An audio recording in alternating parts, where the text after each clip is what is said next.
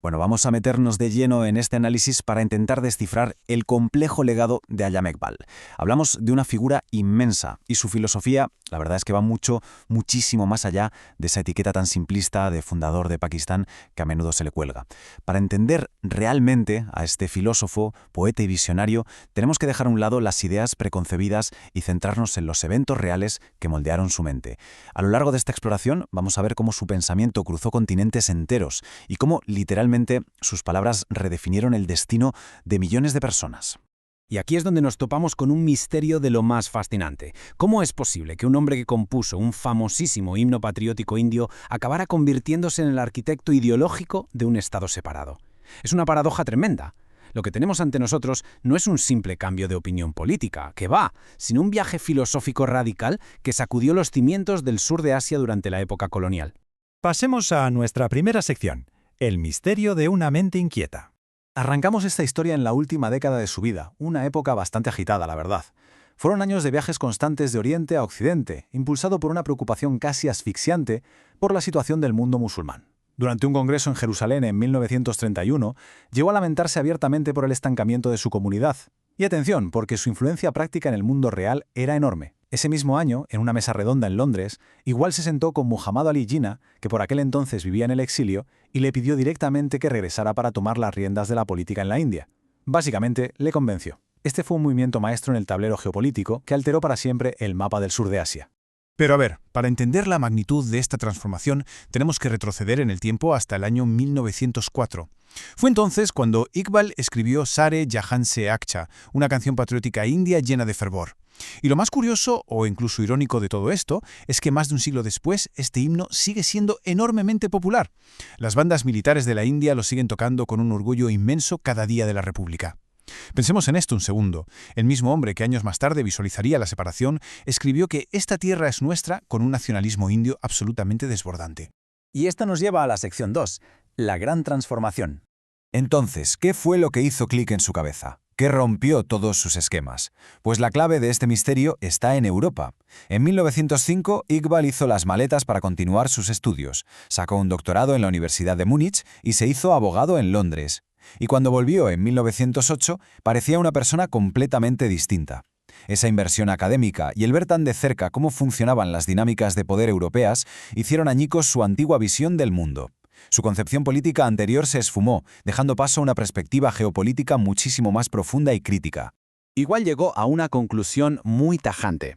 Para él, la civilización occidental era ciega y explotadora. Pensaba que el nacionalismo occidental era, en el fondo, tremendamente egoísta, un sistema que no se sostenía sobre la moralidad, sino única y exclusivamente sobre el dinero. Y claro, este desencanto total con Occidente fue lo que le impulsó a imaginar y promover un nuevo despertar para Oriente. Hablamos de un renacimiento que, según él, debía cimentarse sin excusas en un alto carácter moral y en una revitalización espiritual auténtica. Es interesantísimo observar cómo aplicó esta feroz independencia a su propio día a día. A pesar de enfrentarse a presiones económicas y de tener que mantener a una familia bastante grande, rechazó de pleno las asignaciones mensuales que le ofrecieron. Vamos, que no quería vivir a merced de nadie ni sentirse esclavo del sistema. Trabajaba como abogado y ganaba lo justo para vivir cómodamente, pero, siendo fiel a sus principios, se negaba en rotundo a aceptar casos basados en mentiras. Su integridad como profesional era el reflejo exacto de toda su filosofía. Entramos en la sección 3, la olla a presión política. De vuelta en el sur de Asia, el ambiente era un auténtico polvorín. Una serie incesante de eventos históricos acabó por destrozar la fe que le quedaba en un nacionalismo indio unificado. A nivel internacional, la invasión rusa de Irán y la debilidad del Imperio Otomano le rompieron el corazón al ver el estancamiento musulmán. A nivel local, las cosas no pintaban mejor. La anulación de la partición de Bengala en 1911 y el traslado de la capital a Delhi echaron leña al fuego de la división. A esto le sumamos el pacto de Ukhnaw, la terrible masacre de Jallianwala Bagh, los disturbios del movimiento Khilafat y, para rematar, el informe Nehru de 1929, que básicamente ignoraba el estatus separado de los musulmanes. Fue esta avalancha histórica la que convenció a Iqbal de que la idea de una única nación india era insostenible.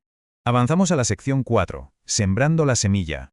Toda esta amargura acumulada, sumada a su aguda observación política, estalló en un momento histórico crucial, el 19 de diciembre de 1930. Hablando como presidente de la Liga Musulmana, soltó un manifiesto absolutamente brillante. Declaró que su deseo era ver consolidados el Punjab, la provincia de la frontera del noroeste, Sindh y Baluchistán en un único estado, para así asegurar el destino de los musulmanes.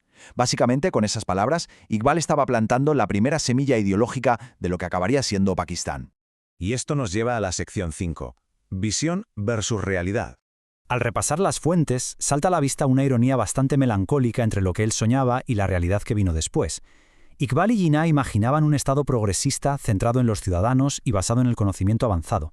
Sin embargo, tras el nacimiento de Pakistán en 1947, esa voluntad para construir una nación tolerante flaqueó. Las fuentes revelan que el legado de Iqbal fue a menudo secuestrado por líderes religiosos para sacar rédito político, lo que profundizó aún más las divisiones.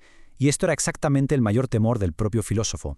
Para entender hasta qué punto sus ideas eran avanzadas y rompían moldes, solo hay que fijarse en el año 1924. En ese momento, la tensión entre su visión y la ortodoxia religiosa llegó a un extremo impensable.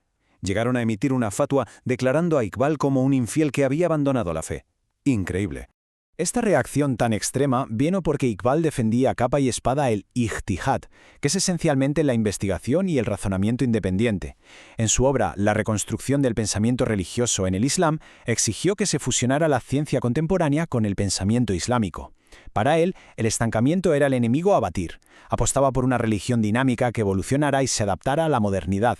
En el fondo, buscaba un Estado moderno y rechazaba de plano cualquier tipo de fundamentalismo. Pasamos a nuestra sexta y última sección, un legado sin fronteras. Acercándonos ya al final, es fundamental mirar más allá de la política y entender su filosofía espiritual.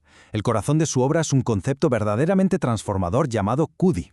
Él creía firmemente que una nación no se hace fuerte acumulando dinero o armas. La fuerza de verdad nace del respeto, de la autosuficiencia y de forjar un carácter inquebrantable. La idea es elevar tanto el alma y la fe de uno mismo que antes de escribir el destino, el propio creador se vea obligado a preguntar al ser humano qué es lo que realmente desea. Es un mensaje poderosísimo sobre el empoderamiento.